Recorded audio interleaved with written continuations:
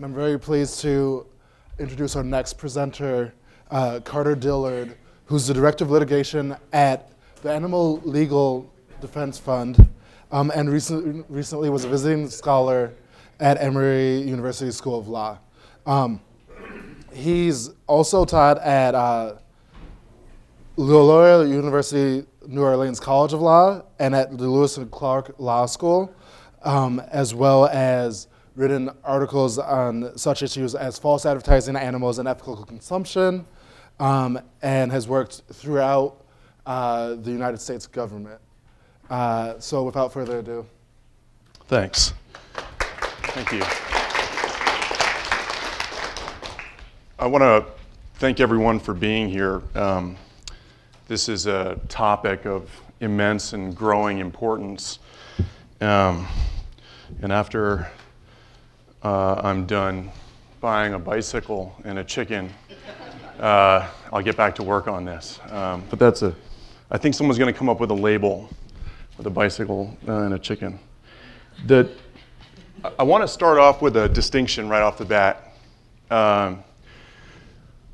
There was a statement made yesterday that the most important issue for labeling was calories, and that was sort of a method to improve health of Americans and combat the obesity epidemic in the country. And I think that our traditional view of labeling is probably that. It's this bifurcated view of this relationship between the producer or marketer or retailer, whoever the supplier is, and the consumer who's part of the demand, and there's this two-way relationship, and that's what labeling is all about. But I want to make a distinction here that when we're talking about ethical labeling, there's a third party involved.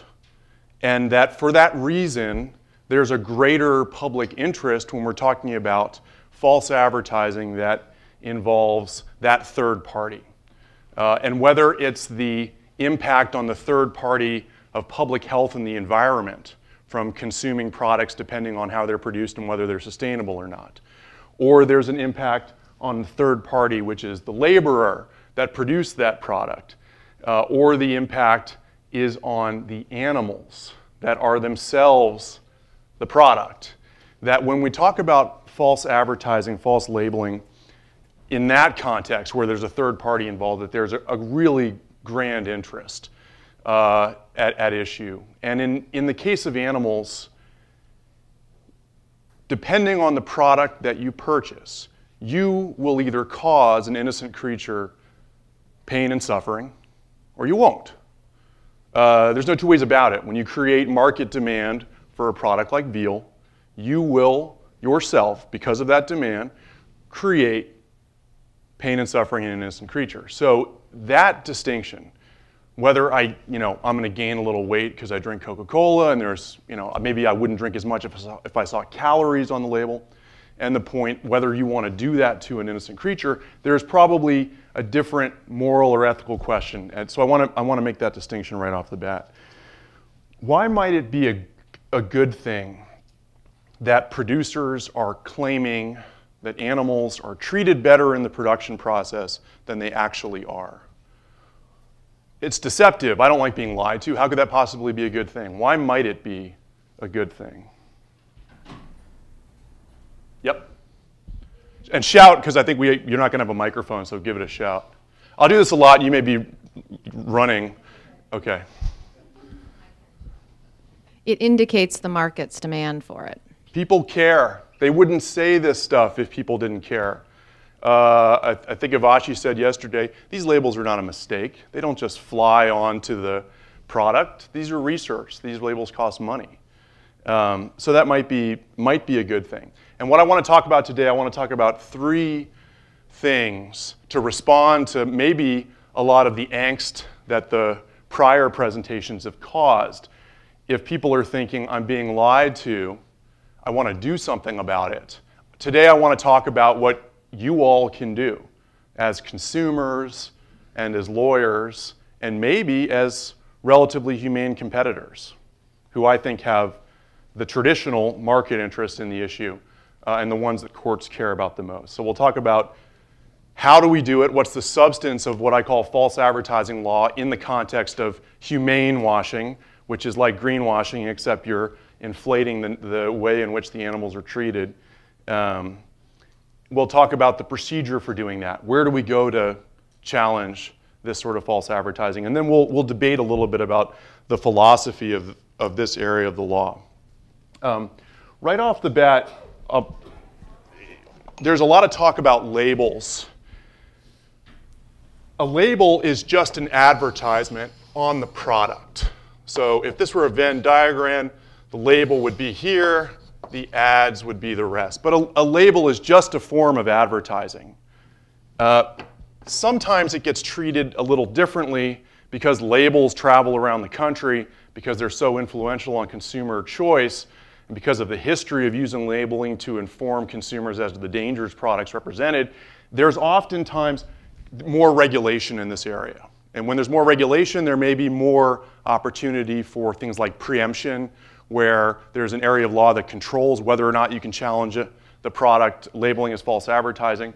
But I want you all to forget the distinction right now, because really all labels are ads. And you want to think about ads in general and not labels specifically.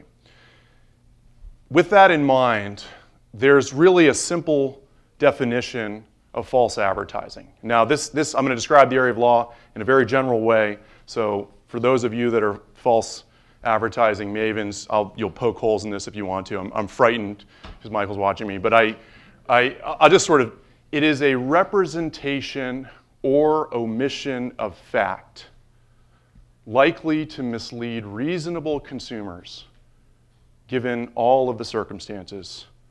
And that representation is material.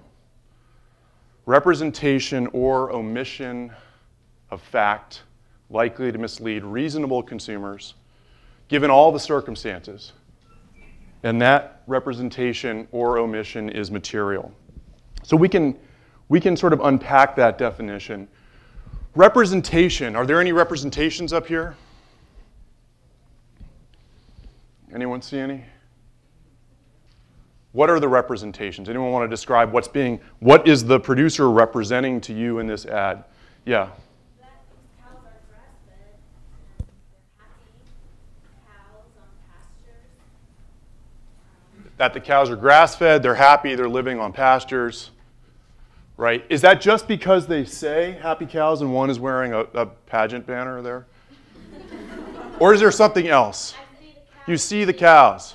Cows eating from the pastures and the green, beautiful pastures. I'd want to be that cow right now. Yep.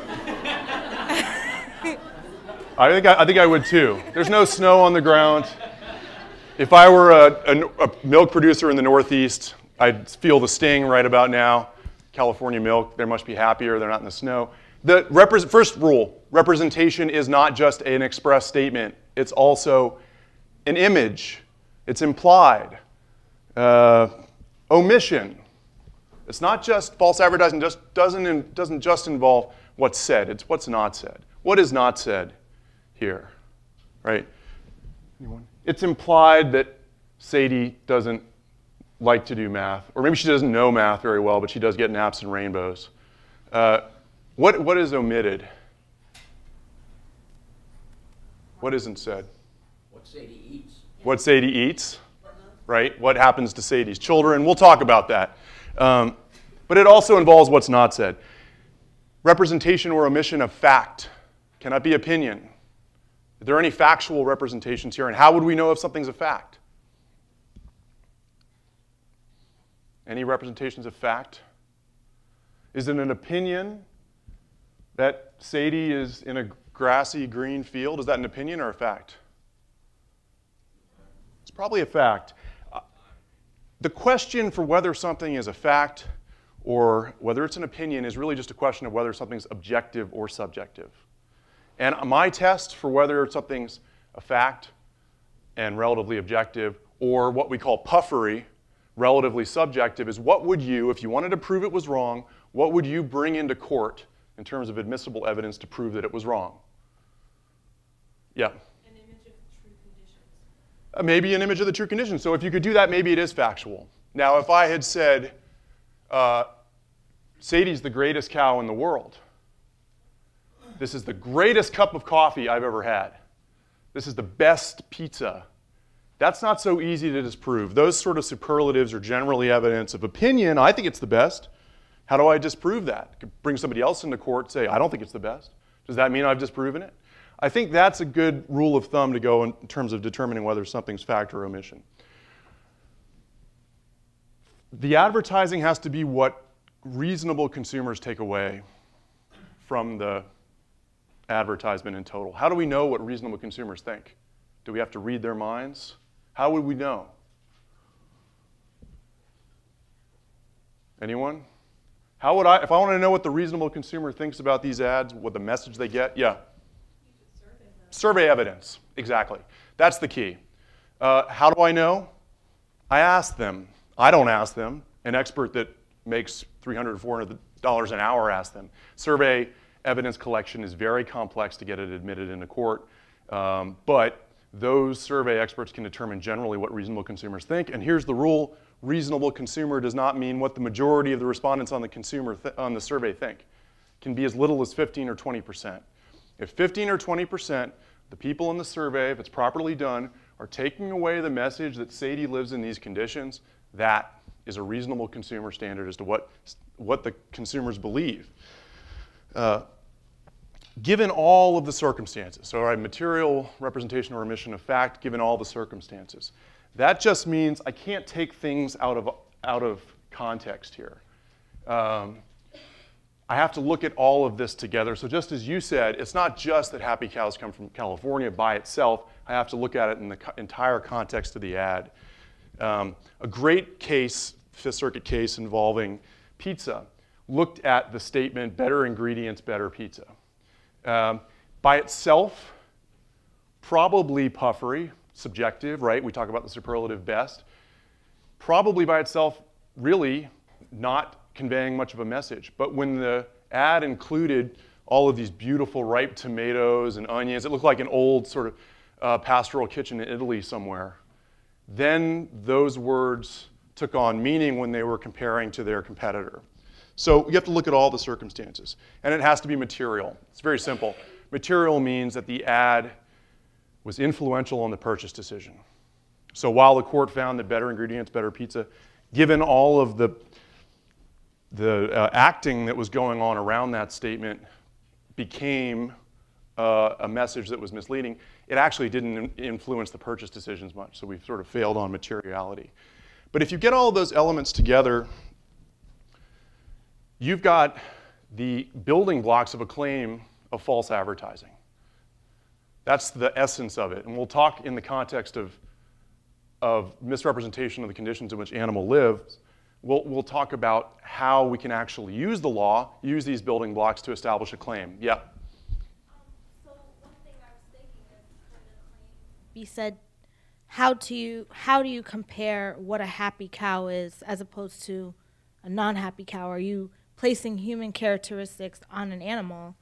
How are you able to tell that? And could you use that in the court? Good question. So let's debate it. And we know what the material elements of false advertising are. Who wants to make an argument? And I think the question you're asking is, how do we know if they're happy or not? Is that a statement of fact or is it a statement of opinion? How would we know? Let's hear an argument for the plaintiffs. I'm PETA. I've sued over this ad. I've sued twice, 2001 and I think again in 2010, over the advertising. I want to claim it's what? A fact, that they're claiming that the cows are happy. Defendant's going to want to probably say, this is opinion, it's puffery, doesn't mean anything. Make an argument for how you would prove that the cows are unhappy. I would show pictures of how the conditions are of the cows actually in California. Pictures like this, yeah. You could. You could also, how would we prove if animals are happy or not? Remember, animals aren't just, we're not 100 years ago, animals they aren't stones and desks and automatons. They can be happy and unhappy, yeah.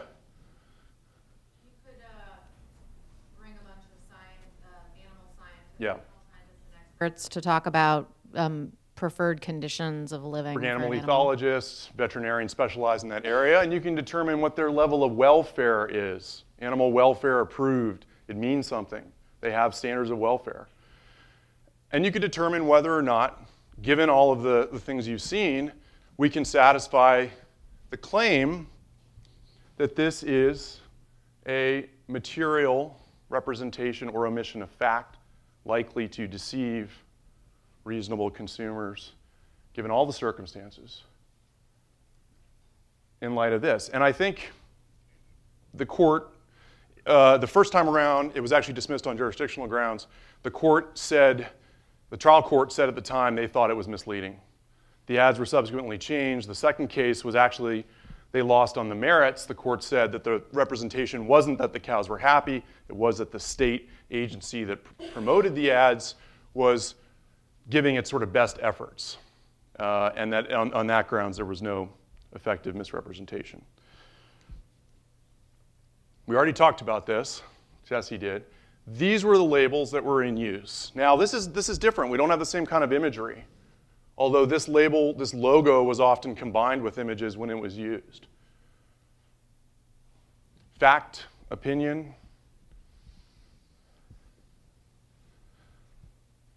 Anyone attach meaning to the words animal care? Yeah, Abachi, you're nodding your head. Yeah, I mean, when we saw this label, we thought it was crazy. What was care for the animals? That was sort of one of the early humane labels. It's one of the early humane labels people were starting to see. Context of these ads, like the Happy Cow ads, was this stuff came out right when the animal advocates were having success at educating consumers as to how the conditions actually were. And market share was threatened. Boom, these ads appeared. Those are the actual conditions of a UEP certified facility. In this case, the Better Business Bureau determined, in fact, this was false advertising. All of those elements were satisfied. DC Superior Court found that despite the fact that the FDA had approved this label, that a false advertising claim in state court was not preempted, nor was the FDA's determination under the FDCA for it not being misleading, nor was that going to determine what the DC Superior Court found. Subsequently, the attorney generals, 16 state attorney generals found it was false advertising, and the FTC did, and the labels went away. That was because of efforts of folks who were in their sort of early 20s, didn't know anything about false advertising law, worked with a lawyer who didn't know much about it either, and voila, the national landscape for egg production labeling was changed, and the incentive for producers like Jesse to get the market share they deserve improved, and most importantly, millions of animals' level of pain and suffering was reduced significantly. It means something. It means something. We'll move a little quickly on. What do the conditions look like on this farm? Somebody tell me. Bucolic. Anyone think they're not bucolic? Yeah. Hens are outside? Why do you say that? You opened the carton and you saw this? No, it's a picture of a hen on green outside. Well, they didn't say the hens were outside. So they showed a picture, right? That should be sufficient. The hens are not outside. This case is actually now a class action in California. Again, the elements are, I think, pretty clearly satisfied in this case.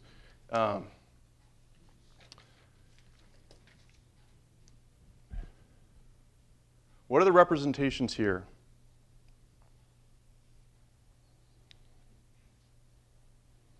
Does the word humane mean anything?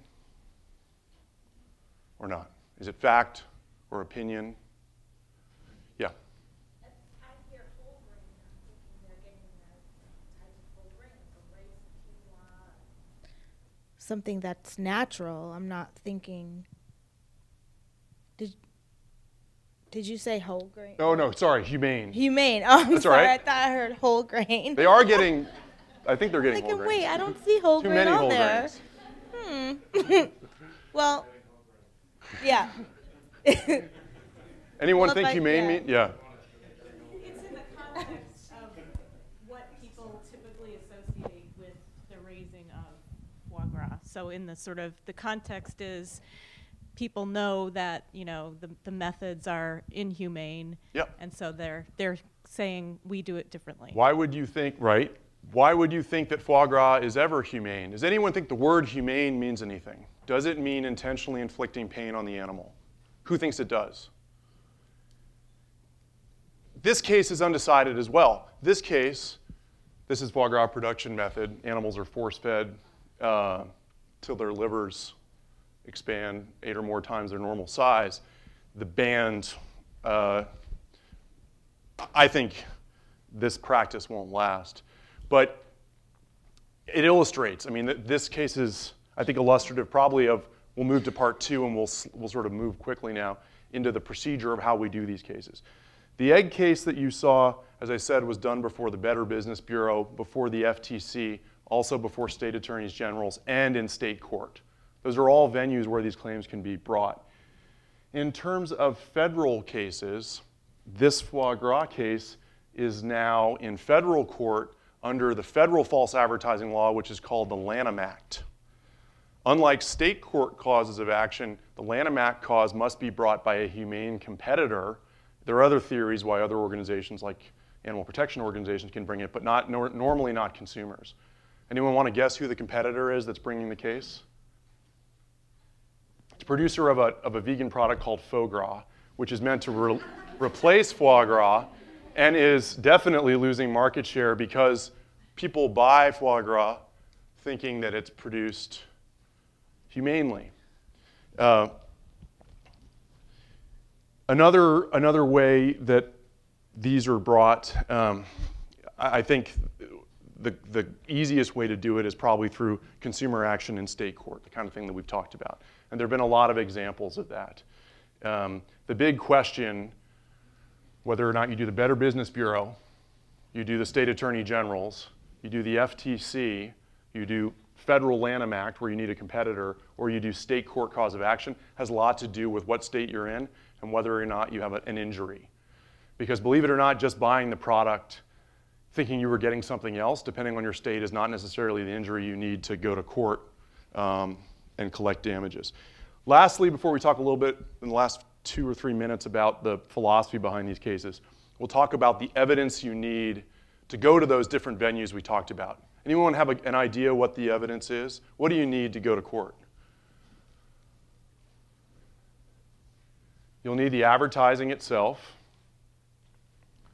To show that the ads are false, what do you need?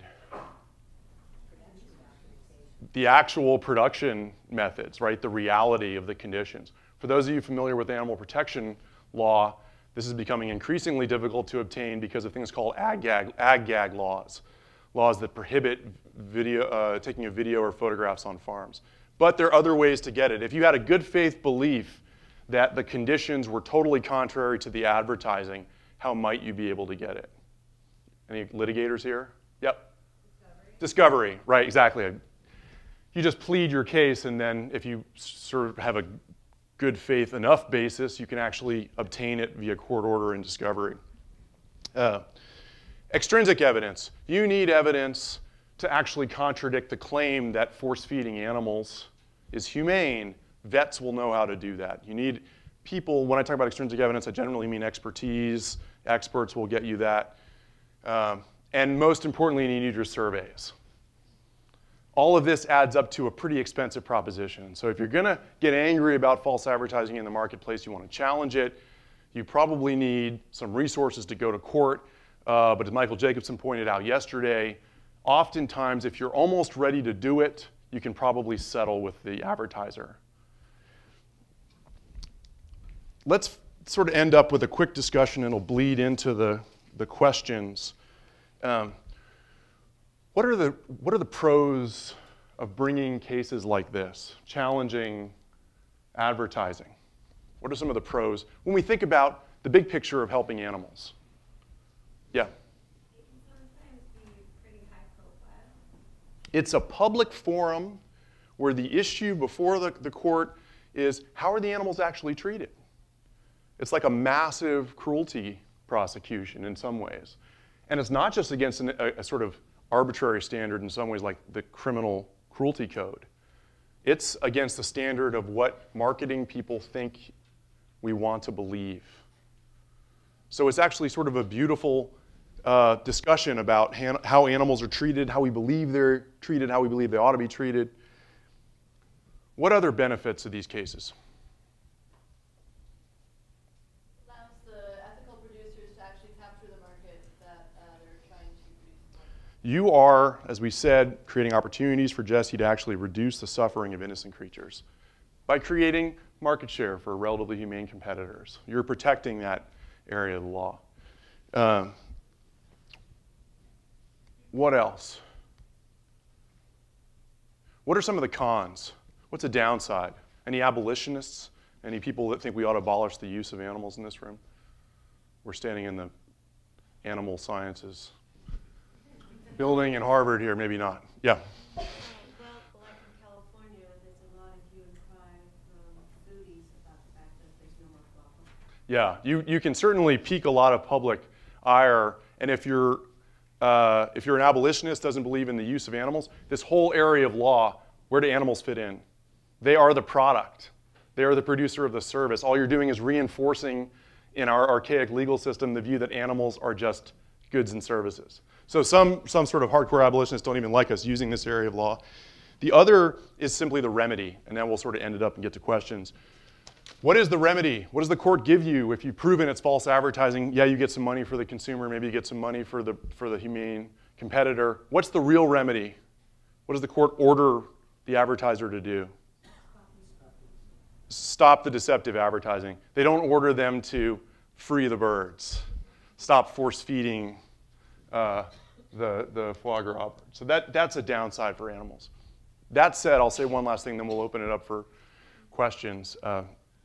I think the key to this area of the law as it regards animals is to remember that there's really not a conflict of values when it comes to false advertising. Transparency is consistent with the free market. In fact, why do you think the FTC has jurisdiction over this stuff? Because the free flow of information, that is a necessary condition for a free market to operate. So we talk about transparency, there's really no conflict between producers who rely on a free market and the idea of consumers being informed. That idea of choice, consumer gets to choose to be ignorant or to be educated, that's not a fair characterization of the values. The value of choice is about maximum information. It's about being an informed consumer. It's about knowledge, and knowledge is consistent with the basic values underlying the First Amendment. So I would put it to you that the picture, when we think about an ideal label, is maximum information for informed consumers. And in the information age, where we can have quick codes that we can simply scan with our smartphones and learn everything about the product there is to know, there's no excuse for not providing maximum information, because in a way, the producers conceded that value when they adopted the idea of a free market. There's no conflict of values here. There's simply a political impasse to overcome producers that want to deceive consumers so that consumers can't boycott and make choices, and that is inconsistent with every value our Constitution holds. So I'm glad you guys are interested in this area of law, and I hope you pursue cases to prevent things like this from ever happening. Thank you.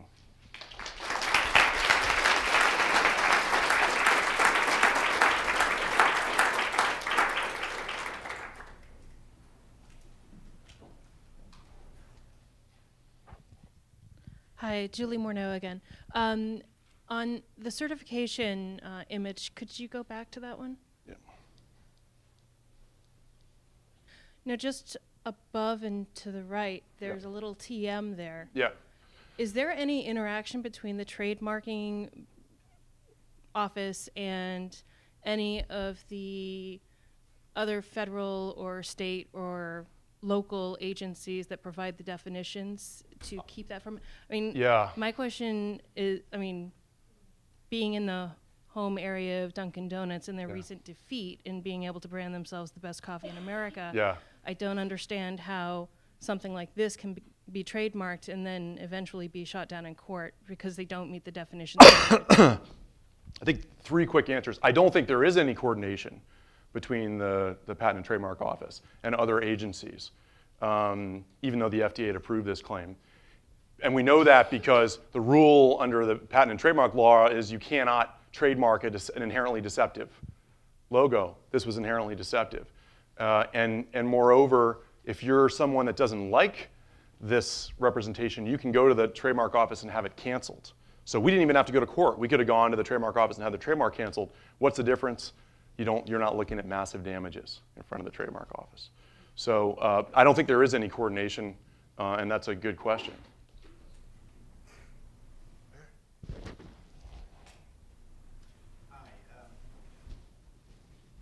Hi, Jeff Katzenstein. I'm a civil litigation attorney.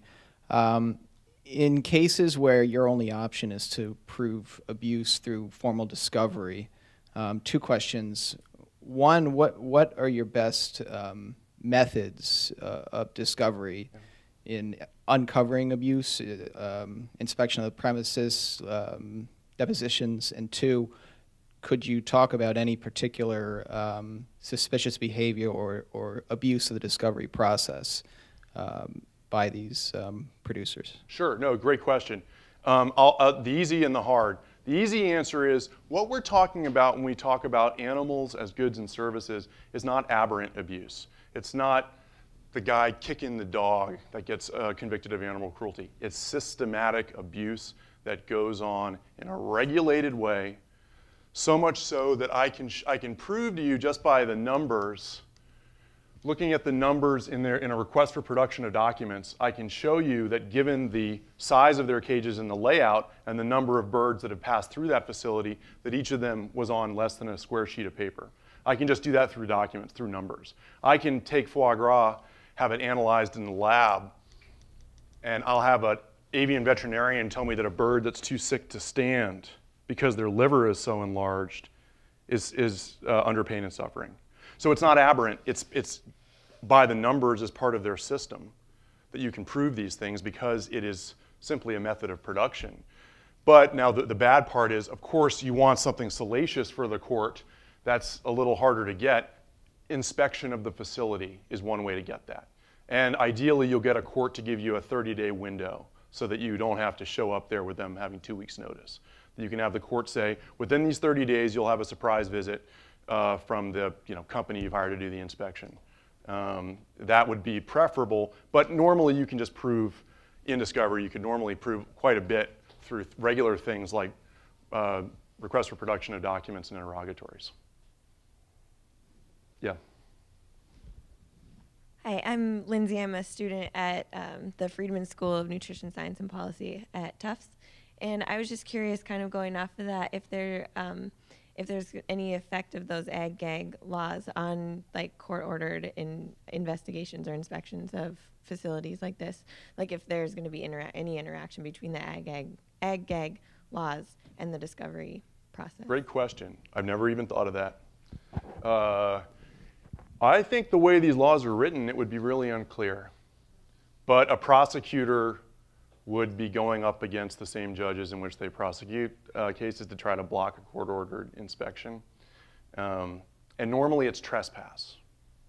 And the fact that you're there pursuant to court order alleviates you of the prerequisite for trespass, which is you're there unlawfully. Probably, but it's never been done. Actually, I haven't even thought about it. It's a great question. I go to Bunker Hill Community College, and I'm studying travel tourism. And I'm interested in this because I traveled in Namibia to see how conservation and tourism can work together. So what I'm looking at is now in the Boston area, there's been an explosion of restaurants now saying that they offer organic beef that comes from this farm in Vermont or what have you.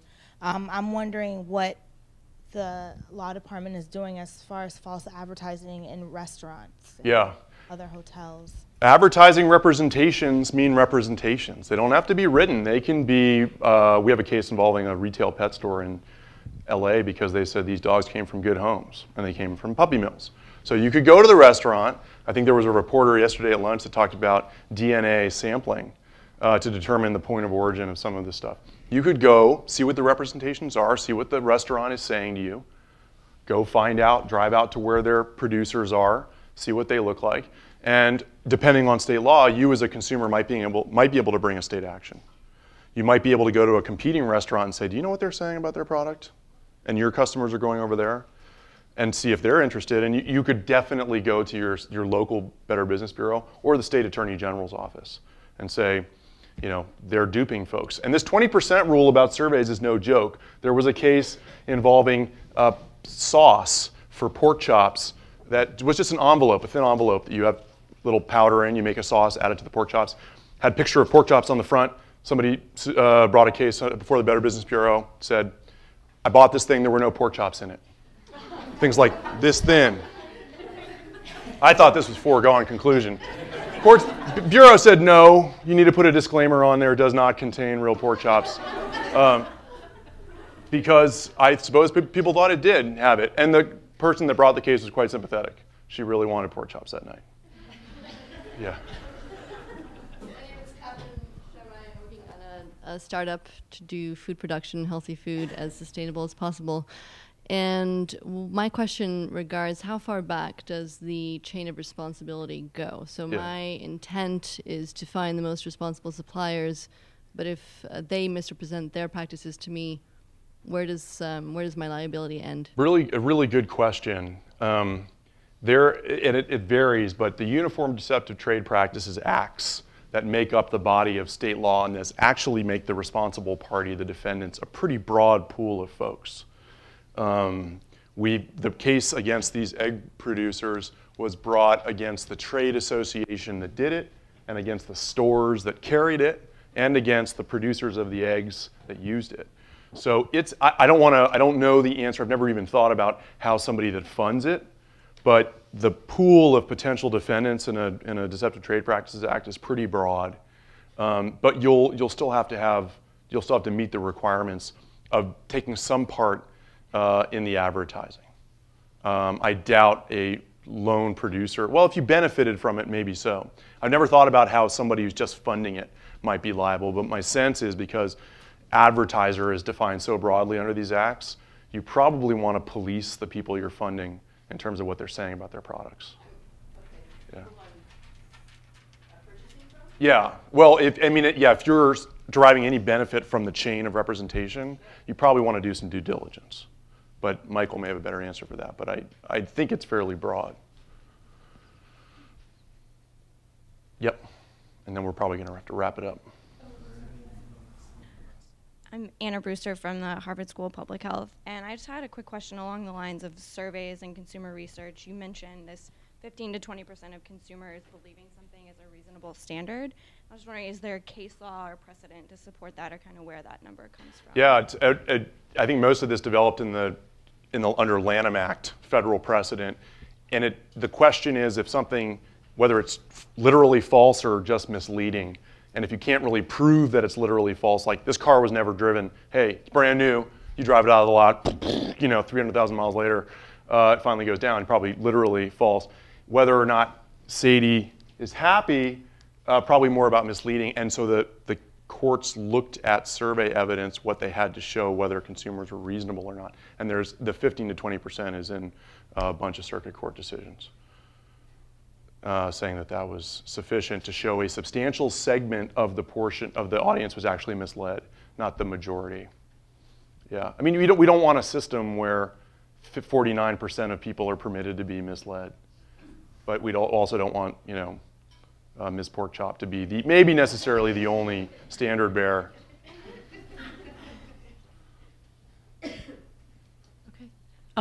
Yeah, I'm Barbara Larson. Yep. I'm a researcher at Harvard Business School. And this is a pretty specific question. I was just thinking about the restaurant example and kind of matching that up against what you said about sometimes consumers taking this to court at the state level being the easiest way to go. But if you have an interstate situation where you have, say, a restaurant in Massachusetts buying, so-called organic beef from Vermont, and then you have, she's in Massachusetts and driving up to Vermont to see what the conditions are and discovers that, they're horrible.